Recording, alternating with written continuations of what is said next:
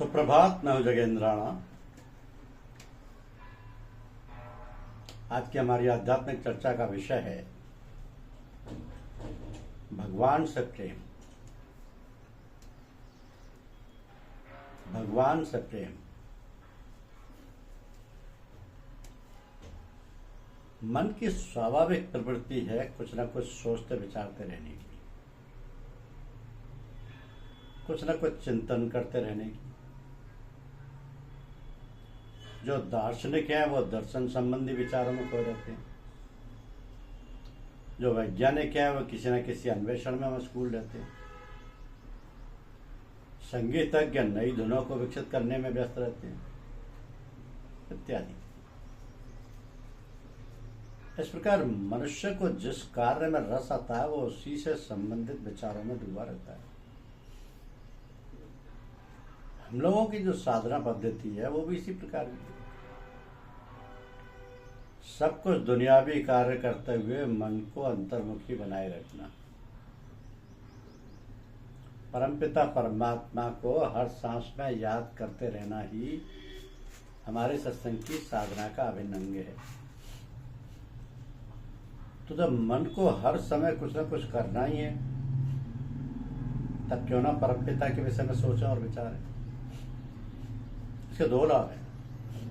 एक तो ये कि बेकार की बातों में मन लिप्त नहीं होगा, व्यर्थ के संस्कार नहीं बनेंगे, चिंता व परेशानियों से हम बचे रहेंगे। दूसरा ये कि सतत स्मरण करने से हमारा दिव्य शक्ति से बराबर संपर्क बना रहेगा। तो आरंभ में तो सतत स्मरण करना कठिन होगा, बार बार मन को इस ओर लगाना पड़ेगा, परंतु अभ्यास करते करते ये सहज हो जाएगा और मन स्वतः ही स्मरण में लगा रहेगा। फिर तो उठते बैठते चलते फिरते सोते जागते अभ्यास बराबर होता रहेगा। तो अभ्यास होने से मन की शुद्धता जैसे जैसे बढ़ती जाएगी, अंतर की उड़ान उतनी ही ऊंची होती जाएगी और एक दिन परमेश्वर का द्वार हमारे सामने होगा। वहां के ऐश्वर्य व आनंद का उपभोग करने के उपरांत दुनिया के प्रलोभन हमें कभी आकर्षित न कर पाएंगे। अपने अंदर के स्वर्ग की तुलना हम किसी अन्य चीज से न करना चाहेंगे। अब प्रश्न ये उठता है कि परमपिता परमात्मा की याद में मन हर क्षण कैसे लगाया जाए।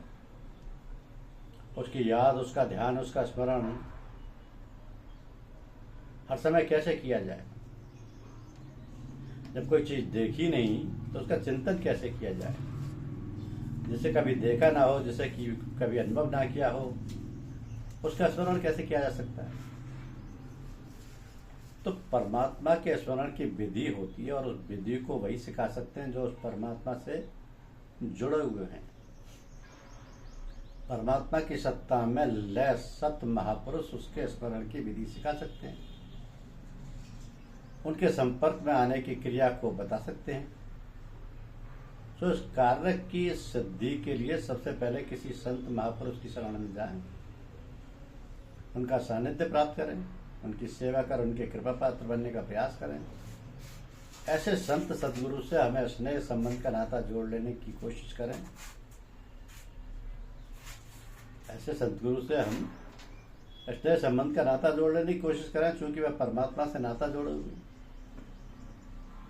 उनसे नाता जोड़ लेने से हमारा संबंध भी परमात्मा से जुड़ जाएगा। तो परमात्मा के स्मरण की कई विधियां हैं और जैसी सदगुरु की आज्ञा हो उस विधि का अनुसरण करना चाहिए। परमात्मा के स्मरण की पहली विधि है सदगुरु का स्मरण। तो सदगुरु का स्मरण करने से हमारा मन सदगुरु के मन से संयुक्त हो जाता है और चूंकि सदगुरु का मन परमात्मा में लय है, हमारा मन भी परमात्मा में लय होने लगता है। परमात्मा की कृपाधार सदगुरु के माध्यम से हमें उपलब्ध होने लगती है। परमात्मा की स्मरण की दूसरी विधि है परमात्मा के नाम का स्मरण। श्रीमद् भागवत में भगवान कृष्ण कहते हैं कि मुझ में और मेरे नाम में कोई अंतर नहीं है। जो मेरे नाम का स्मरण करता है वो मेरा ही स्मरण करता है, और मेरा स्मरण करते करते मुझ जैसा ही बन जाता है।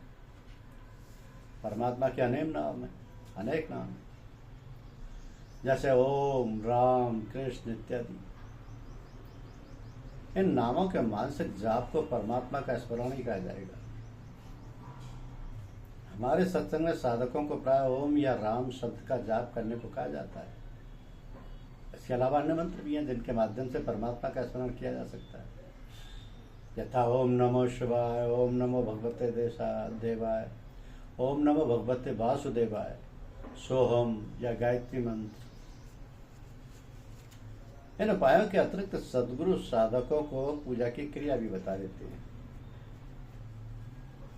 और सत्संग करने से और सद्गुरु की कृपा होने से साधक का शब्द जागृत हो जाता है। तो साधक तब अपने सूरत यानी ध्यान या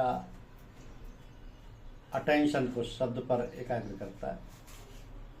तो जैसे जैसे एकाग्रता बढ़ती जाती है, शब्द अधिक प्रबल होता जाता है और प्रवृत्ति अधिकाधिक अंतर्मुखी होती जाती है। तो साधक को अपने अंतर में बस आनंद का भान होने लगता है। इस आनंद का रस मिलने के बाद साधक इसी रस में डूबा रहना चाहता है।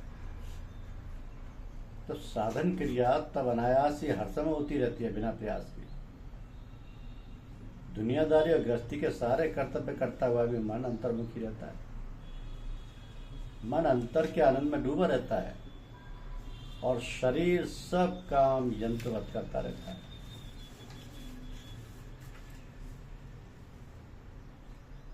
तो the best way to love God is to love his fellow beings. यानी भगवान से प्रेम करने का सबसे अच्छा तरीका है कि उसके बंदों से प्रेम किया जाए। माना कि आप डॉक्टर है और आपके पास मरीज आता है, तो आप मरीज का इलाज तो करें ही, साथ में यह भी ख्याल करें कि भगवान हमारे पास मरीज बनकर आए हैं ताकि हम उनकी सेवा करें। बस मरीज देखना पूजा बन गया। मानो कि भिखारी आपके पास भीख मांगने आया तो भीख आप देंगे ही, और ये ख्याल कीजिए कि भगवान हमारे पास भीख मांगने आए ताकि हम उनकी सेवा करें। अब जैसे आपके माँ बाप हैं, बीवी हैं, बच्चे हैं, उनको आप प्यार तो करें, परंतु इस ख्याल से करें कि वे सब भगवान के दिए हैं। जो उनके प्रति आपका कर्तव्य है उसका आप पालन करें, परंतु समझें भगवान का ही। तो उससे क्या होगा? यदि आपका लड़का मर जाता है तो आपको अफसोस नहीं होगा। क्यों? लड़का तो आपका था ही नहीं, वो तो भगवान का था, आपको सेवा के लिए दिया गया था। अब आपकी सेवा खत्म हो गई तो आपको आराम हो गया, आपकी एक झंझट खत्म हो गई ना। तो आप उस लड़के की परवरिश करते, ब्याह करते, तो आपकी सेवा खत्म हो गई, तो आपको अफसोस नहीं होता। और यदि आप समझते हैं कि वह आपका बेटा है तो रोइए, तो अपना कुछ मत समझो, सब कुछ भगवान का है, भगवान के लिए है। ये सब घर द्वार, गृहस्थी, नौकरी, चाकरी सब भगवान का दिया हुआ है। तो भगवान का समझकर भगवान के लिए करो, यही सबसे बड़ी पूजा है। ये शुरू में मुश्किल लगता है, लेकिन अभ्यास से हो जाता है। सच्चा जी कहते थे, जुट्टल खेले सच्चल हो, सच्चल खेले बिरला को। अरे भाई, लोग अहम ब्रह्मास्मि जपते हैं, तो क्या कोई एकदम से ब्रह्म हो जाता है? ऐसा जपते जपते धीरे धीरे मैं ब्रह्म हूं, ये भावना हो जाती है। आप ख्याल तो कीजिए। आप बहुत समय से ख्याल करते रहे कि ये सब हमारा है, हमारा है, तो ये ख्याल ही आपके मन को अच्छा लगने लगा है। इसके बाद यदि हम ये ख्याल करेंगे कि ये सब भगवान का है, तो धीरे धीरे सब भगवान का लगने लगेगा।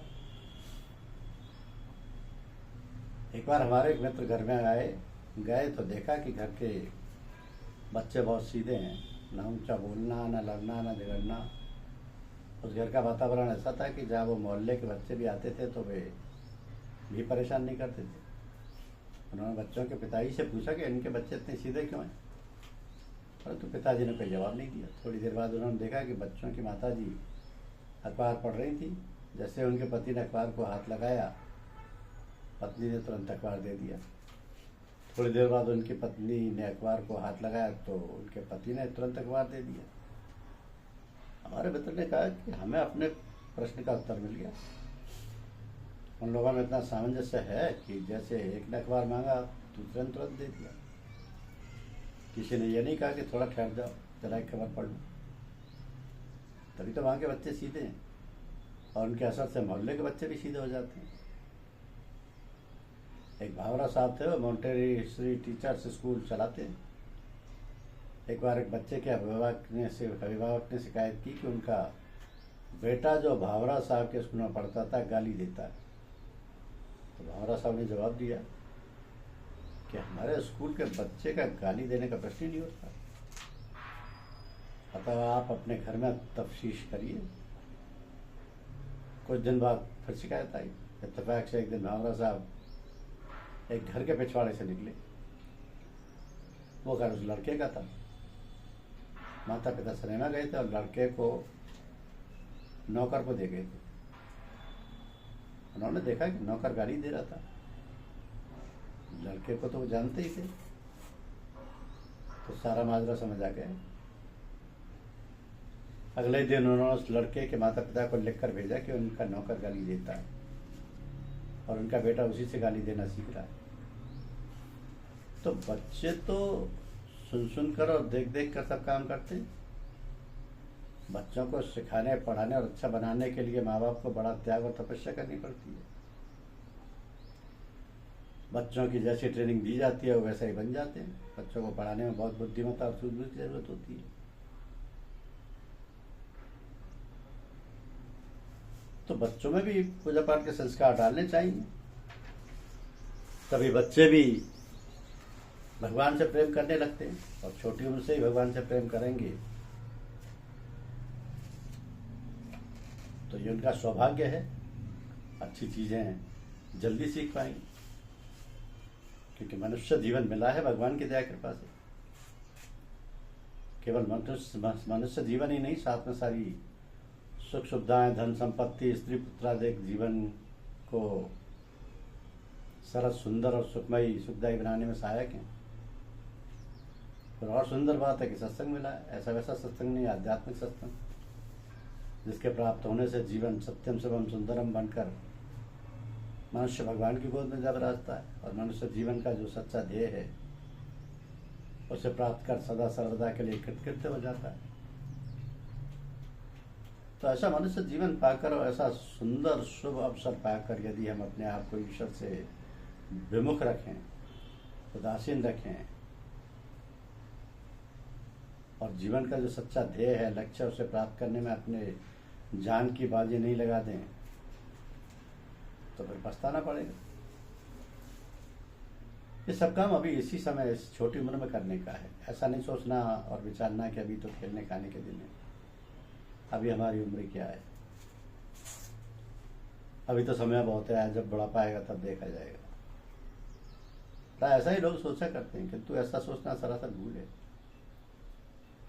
आप देखिएगा अपने घर में, पास पड़ोस में बूढ़े लोगों का क्या वो किसी काबिल है कि ऐसा पुरुषार्थ कर सकें? ना भाई, वो तो बुढ़ापे में ऐसे जर्जर शरीर हो जाते हैं कि एक आसन से ज़्यादा देर बैठ भी नहीं सकते। कहीं दिमाग की शिकायत है, कहीं अतिसार ने आगे रहा, तो किसी को गठिया ने जकड़ रखा है और न जाने कितनी भयंकर बीमारियां आगे हैं। तो सावधान होकर सारी बातों से अपने चित्त को हटाकर जरा भगवान की ओर भी थोड़ी देर लगा लिया करो, जिससे हमारा स्वभाव बन जाए भजन भाव करने का, उसकी याद करने का। उस परमपिता परमात्मा ने, जिसने सब कुछ हमें दिया है, ये बात भी ना भूलें कि हमारी दुनियादारी के सारे काम भी उसी के, हमारे जीवन की सारी सुख सुविधाएं भी उसी की दी हुई, और तो सब उसी का समझकर उसका भोग करते हुए उसमें आसक्त ना हो। और जो भी प्राणी हमारे आश्रित हों, कि हमारे सहवास में उनकी देख रेख, उनकी सेवा शुश्रूषा उसी प्रकार करें जिस प्रकार हमारा कोई साथी या संबंधी अपने किसी बच्चे को अथवा किसी वस्तु की धरोहर के रूप में सुपुर्द कर जाए और ये कहकर कि मैं बाहर जा रहा हूँ उसकी देखरेख और हिफाजत करना, तब हमारा कर्तव्य हो जाता है कि हम अपने बच्चे और अपने सामान से ज़्यादा उसकी देखभाल और साथ संभाल रखें। ये जीवन क्षणभंगुर है, कोई ठिकाना नहीं कि कब हमारा साथ छोड़ दे, कब ये प्राण पखेरु शरीर रूपी पिंजरे से निकल कर उड़ जाए, तब पर सब कुछ जैसा कि तैसा पड़ा रह जाएगा और हमारे किसी काम नहीं आएगा। ऐसा सोच विचार कर सब कुछ करते करते हुए भगवान से अपनी लौ लगाए रहे और जीवन को धन्य और सुकृत बनाए। धन्यवाद।